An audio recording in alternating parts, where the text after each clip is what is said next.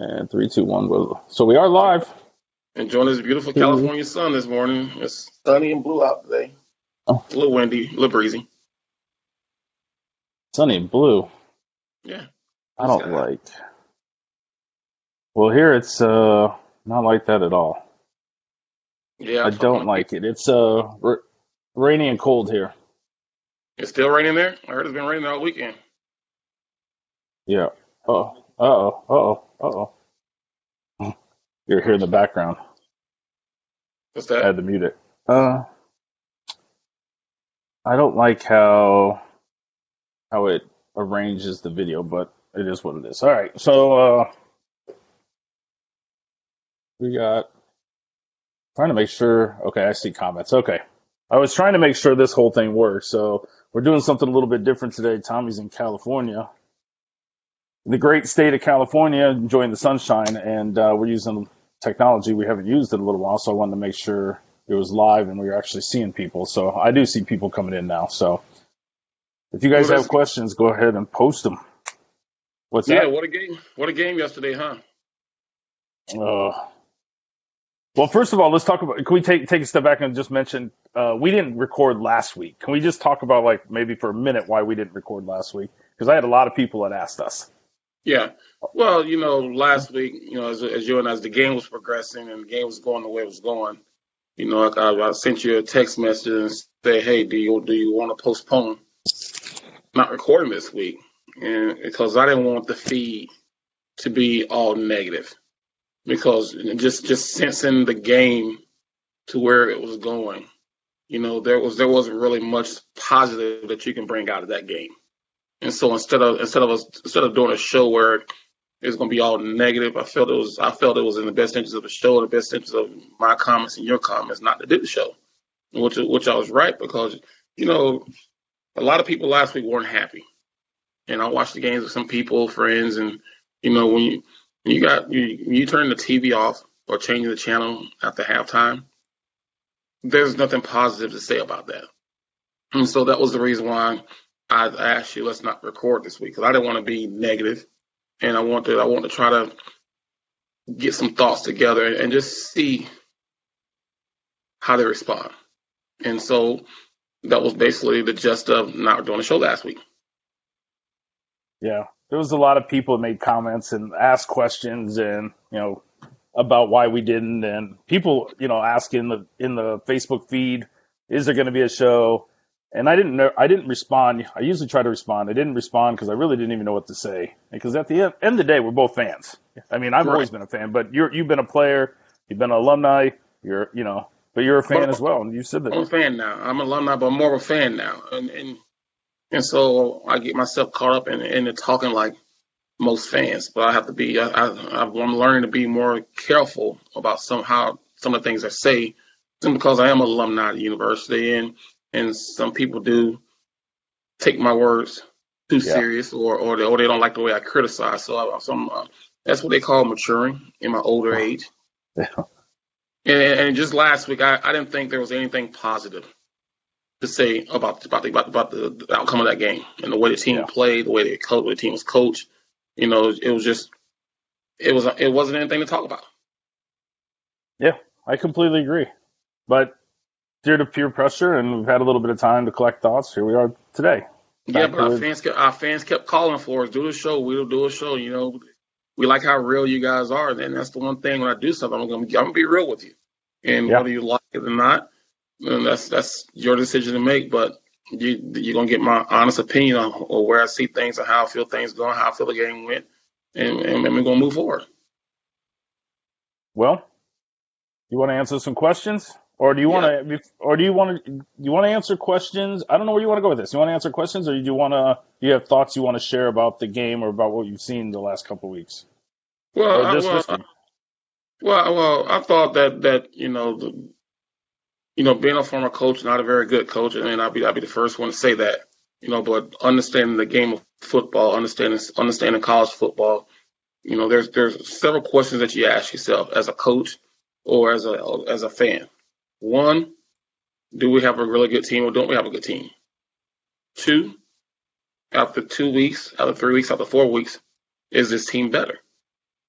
And three, how do we move forward? With either whether you answer yes, this team better or no, this team not better. I feel that this team hasn't gotten any better. And when you look at, and I'm not saying all the players aren't playing well, because there are some guys playing well. But as we all know, football is a team sport, and they get judged based off team goals and team performance. And with the way the team has performed this year, I don't see them any better than what they were last year. Matter of fact, I think they kind of backslid a little bit. And just watch the tapes, watch the game. I'm good friends with a lot of people who've been watching Nebraska football for 30, 40, 50 years. And they say the same thing, to where this team is better than 0-4, but they're not performing at that level. And there's a very undisciplined team. It's a team to where I don't think a lot of the guys have truly bought in. And also don't think the coaches have put the players in the right situation to be successful. And when I say about that, am I saying these coaches aren't coaching hard? No, I'm pretty sure they're coaching hard. But when you have a team that you didn't recruit a lot of players, but you did bring a lot of guys in, you have to put them in situations to be successful. You control the play calling, you control the things that they do. So when they get on the field, they can go out and perform. I look at the offensive line. When they started the season off playing well versus Colorado, but since then, they haven't played well. I see quarterbacks running all over the place. I see guys getting tackled with losses in the backfield. Right there lets me know those guys really aren't prepared well. And that's not saying anything against the offensive line coach or offensive coordinator, Coach Ross. What it's saying is that these guys are having a hard time picking up the system that they're teaching right now to be successful. So when that happens, you have to start doing things that they're comfortable with. And I remember last year and the year before that, Dan, I kept saying, Nebraska, if you can't do your basic offense and run that well to where you can fall back on there, then you're doing too much. And this team, I don't think they're doing the base stuff there, offense and defense well, but they're still adding stuff in. So now it's time for them to go back to basics and what's your base offense, what's your base defense, and rep that until you have something to fall back on. Well, I can't argue with that. What do you think? Let me ask you this, because you mentioned the offensive line, which they've been horrendous the last couple of weeks. They've been really bad. But they had Martinez in, and I know he's scrambling a lot through play after play. He's scrambling all the time. But overall, I have not been impressed with Martinez at all. What do you think about Martinez's game plan or gameplay? You listen to the commentators and they talk about his feet, and he took off running once. And they say, well, there's his threat. But when he runs, he doesn't seem to be very. First of all, I didn't see him being. He's not overly fast. He doesn't appear to be, at least, overly fast, and he doesn't seem to be as agile as some of our past quarterbacks have been. So his why he can run, it hasn't been overly impressive, and he's overthrown a ton of throws. And I know he's a freshman, but still he is the starting quarterback. So what do you think is going on there? Well, I think once again, you got a guy who hadn't played. It's his first time playing football in 2 years. People forget that he didn't play a senior year in high school. And so when you miss part of your junior year for injury, you don't play your senior year, and you come in here and come to a college as a true freshman, you start. There's going to be growing pains, and there's going to be times to where he looks good, and there's a time he doesn't look well. But but there's ways that they can control it and put him in better situations. But when you have an offensive line that, like you say, he's running around all the time, it's hard for him to feel comfortable back there. And that goes through all freshmen. All freshmen, they get into that funk or they over analyze things, or they're impatient. And he's going to get better with experience. Him playing right now is only going to help him for down the road. And that's why this coaching staff went with him, because there's more upside to him than downsides. And the more he plays, yes, is he going to make a lot of mistakes? Yes, that's what you get with a freshman. But the problem that they're having, that the offensive line is not playing very well. The receivers aren't playing very well. The running backs aren't playing very well. So when you have all four parts of the offense not playing well, of course, everyone's going to look at the quarterback and say, well, how come he's overthrowing balls? Well, a lot of the balls, he has happy feet because he don't know if he's going to have to take out of the pocket or he's trying to force things or rush things. But Once the offensive line starts playing better, once the running back and Devon Zigbo did a great job yesterday, but they hadn't been consistent there either. And then once the receivers do a better job of getting open and his game is going to improve. But I know everyone wants to talk about his play and how he's playing. He hadn't played, in my opinion, he hadn't played bad, but he also hadn't played to the level to where Nebraska can compete with the top teams in this conference. Yeah.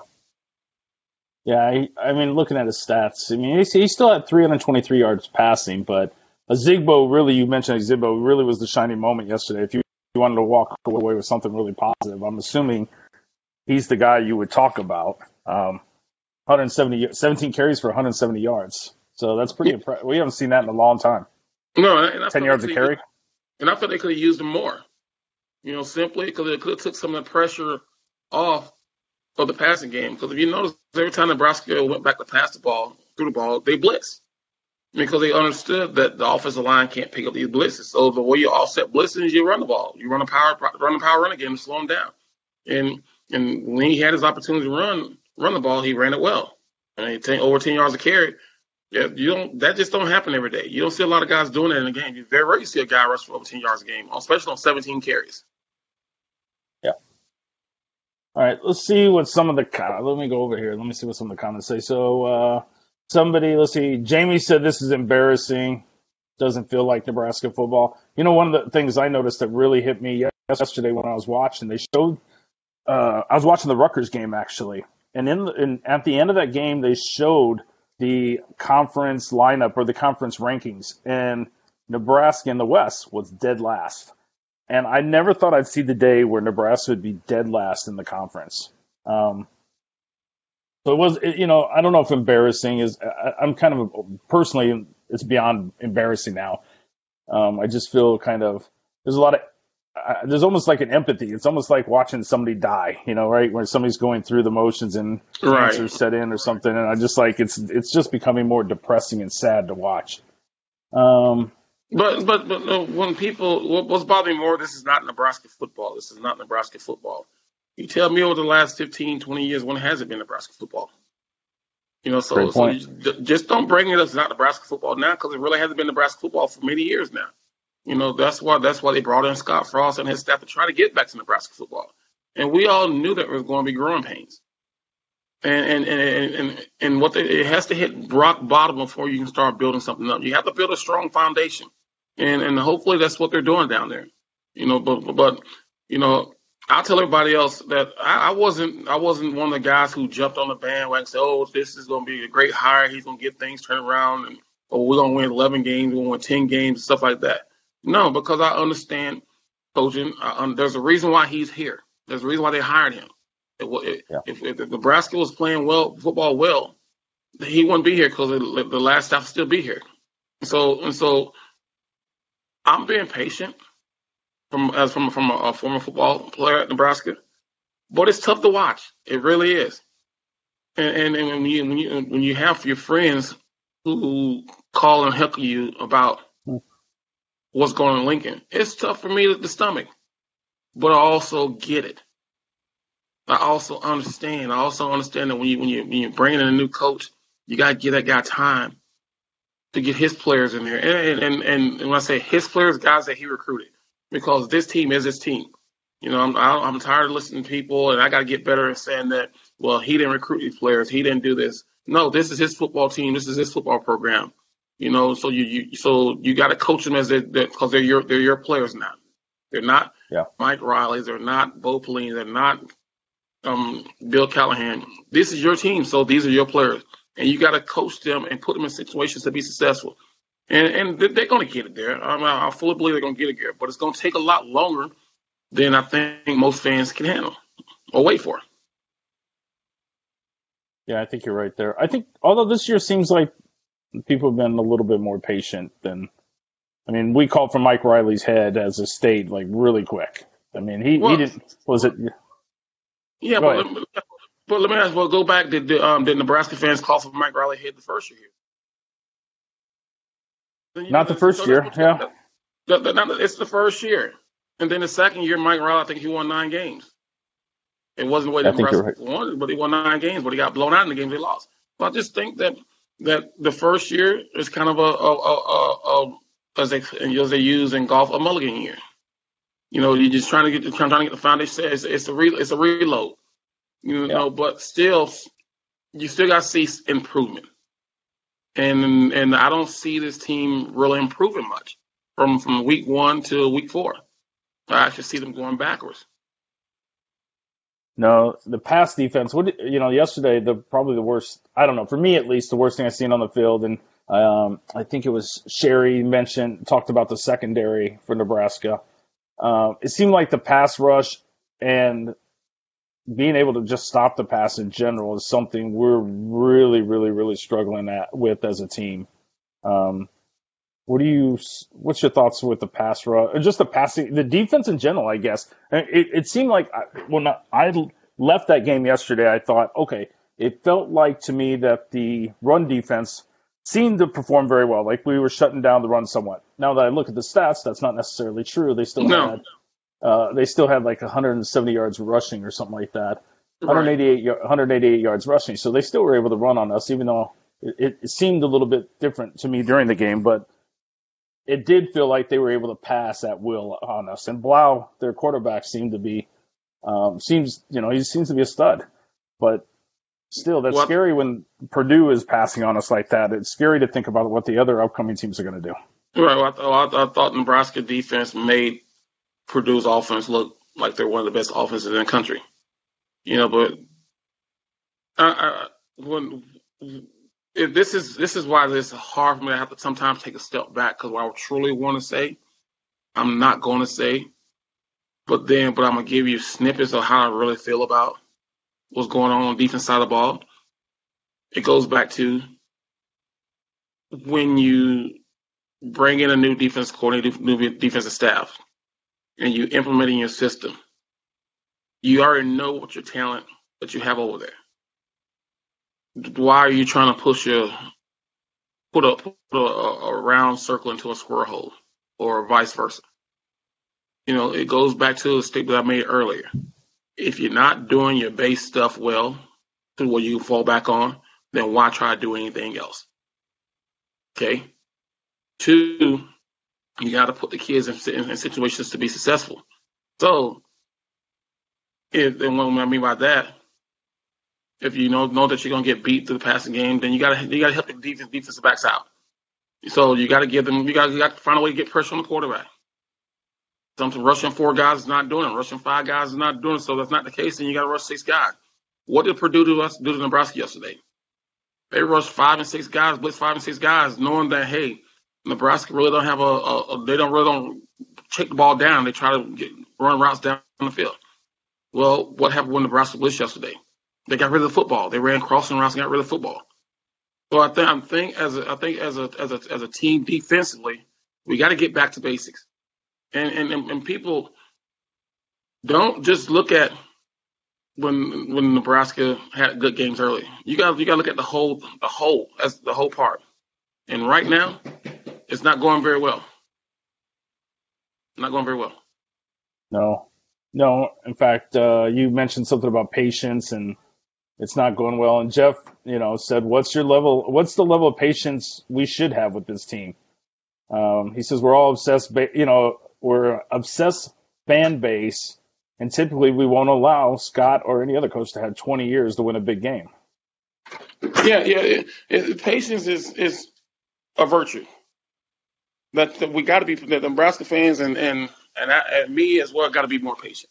I get that, but being patient is when you start seeing success. You start seeing some good things, and if the fans right now are in an uproar because they aren't seeing improvement, okay, and that's why fans are starting to get impatient. I think fans will be happier with 0-4 if they were seeing improvement. Yeah. But they're not seeing that. Yeah. Well, Luke says, I think we need to learn to lose so we can really appreciate the wins when they come. Wait a minute, Luke. We'll learn to lose? That's Nebraska's been losing for a while now. Yeah. I don't want. No one should want to learn to lose. Come on, no, I don't agree with that. You know, No, I if you're a agree. competitor, if you're a competitor, the last thing you want to do is learn how to lose. Because once you start getting that pattern, learning how to lose, then it's like, oh, we lost again, no big deal. No, don't ever want to learn how to lose. You got to learn how to win. And I don't think this team is doing. I don't think this team is doing it. I don't think they're preparing themselves that way. I think you probably still have a lot of individuals doing things out there individually. And just look at some of the penalties that they're making. This team is Yeah. beating themselves. You know, 3rd and 24, and you get a roughing the passer penalty, or you hit somebody 3 yards out of bounds. You know, those don't. That's guys who are doing their own thing. I seen before going into yesterday's game, Nebraska was the third worst penalty or penalized team in the nation. So I'm not sure who the first, who's 1 and 2, but that's pretty bad. That is I mean, bad. It's the same thing. It's the same thing that we said about the last couple of years. That why we're yeah, making too many penalties. Most penalized team. When you're making penalties, you're stopping drives or stopping momentum for you, and you're allowing them to continue to drive. And that's exactly what happened. And that comes from coaching staff. The discipline comes from coaching staff, and it comes from the players. You got to figure out a way to nip this in the bud. What are you doing to them in practice if they have a penalty? Do you just let it go and say, hey, don't do that, you can't do that, or are they being punished for it? You know, they jump off sides, running steps? If they commit a personal foul, are they doing stuff? You got to see. The only way you can make someone hold someone accountable is to punish them for their actions. And football is a violent, as an act-react sport, so yes, there's a fine line, but you also got to know when not to do something.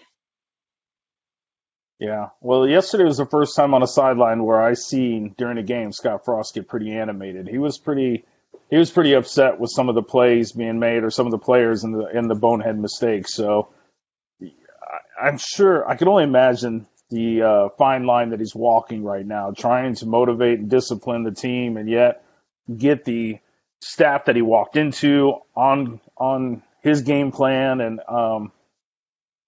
it's a hard job, but I mean, I guess that's why we pay somebody as much as we do and to do that job. Um, Mariah says we need a leader to step up on the team. I mean, there hasn't been a lot of. There's been a couple of people that have come out and kind of been the on-field leader, but not very much. I mean, you haven't seen a lot of that. It seems like we're in some of the teams in the past. You've really had people that have, even on teams that have struggled, that have taken control and kind of been the on-field leader. We don't really see that right now. At least I Because haven't. because it hadn't been preached to where you look at the last three coaches before Scott got here.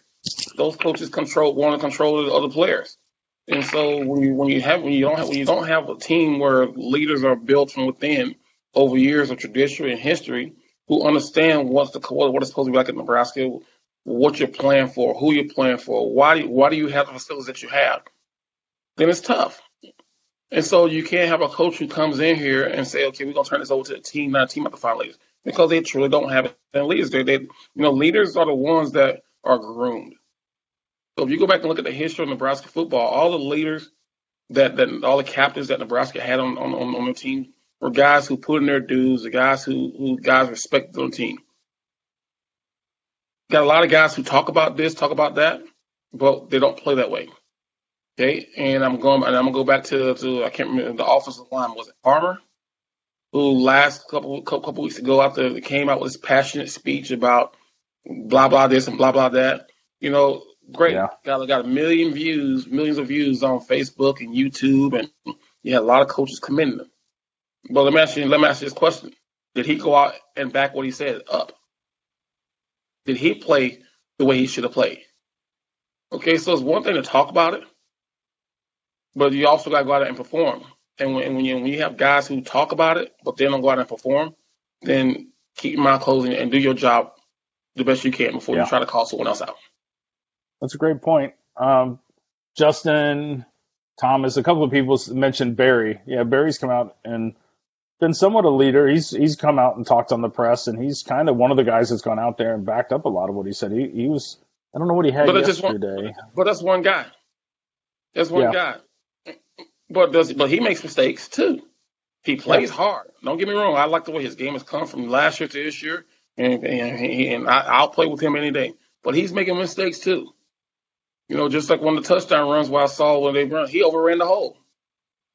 So it's about doing your job every single play. And this team has a lot of guys who might show flashes, but the mistakes outweigh the flashes in my book. Yeah. No, that's a great point. There is a time to talk, and we're used to hearing people being very vocal in the past, and players come out and be outspoken and things like that. But in the past, a lot of those players, I think I remember the day where Johnny Mitchell's was like supposed to be the really outspoken guy and came out and talked a lot and everything. But those guys would go on the field and play at such a high level that they had some wiggle room, right? They had the space to talk, and they earned that right to talk. Right. And now I haven't seen that in a long time. You're right. And Justin came out and said, "Yeah, you're spot on with Tanner Farmer. He's tired of hearing about him and having him not perform." So Thomas says the same thing. Him and Trey Neal, like these guys are a lot of talk going on. All right, so you got something going on today. You got a couple of minutes left, and I know you got to take off. Anything else you want to add or final thoughts? Well, I just think that right now it's time to reevaluate what you're doing and pick out the positive stuff and rep that stuff. Rep it. Because you don't have a bye week now. So you can't say, well, we're going to try to make it to our bye week. You're playing straight through from here on out. And so you either got to dial it down offensively and defensively and do something to make sure that these players can have success. It's going to be tough this week because they're on the road at Wisconsin. It's going to be tough, but you got to figure out a way to put together a game system, a game scheme where they can be successful. And do I think they're going to win this game? No. Do I think they can play close? Yes. But you got to put together a package to where they can go out there and fly around and be competitive and have fun. I don't see this team having fun anymore. When they first started the first couple of games, I saw this team having fun out there. Oh, they'll play here. But now, after the last couple of games, I see a team that's beat emotionally, physically, and mentally. And so this staff got to figure out a way to bring that passion back. And I'm not saying that about all the players, but I'll guarantee you 80% of the players right now aren't having fun anymore. And you got to find a way to make this game fun. Even when you're losing, you still can make the game fun by doing things that they can handle and have success. And once they do that, it's going to get turned around because the players got to have fun. Which we see that with the penalties, right? So Justin just sent me the rankings. Akron is number 130. They're number one, so they're the number one most penalized team in the country. Nebraska is now number 2, right behind Akron. Small, narrow margin. Undisciplined team. Yeah. You got guys doing their own thing. I can understand physical penalties, but pre-snap and post-snap penalties is uncalled for. That's lack of concentration, lack of focus. Yeah. All right, last question, and then you already stated something, because Andrew just came in and said, what's your opinion on one positive thing we're taking away from this week? Divine Ezekiel. I saw a guy who was playing with passion. Even when the game was pretty much out of hand, he still ran the ball hard. You saw him making guys breaking tackles. You saw him making guys miss. I think if they can just build off that, feature him. Slow the game down. I understand you're spread offense, but slow it down. Run the clock. Because the one thing that's hurting the defense are the 3 and outs by the offense. And so if they slow the game down, focus on the run, keep the clock going, shorten the game. I know people don't understand, but shorten the game. Then you're gonna have success. And I think about the Army Oklahoma game not a week ago when Army took Oklahoma to overtime because they slowed the game down.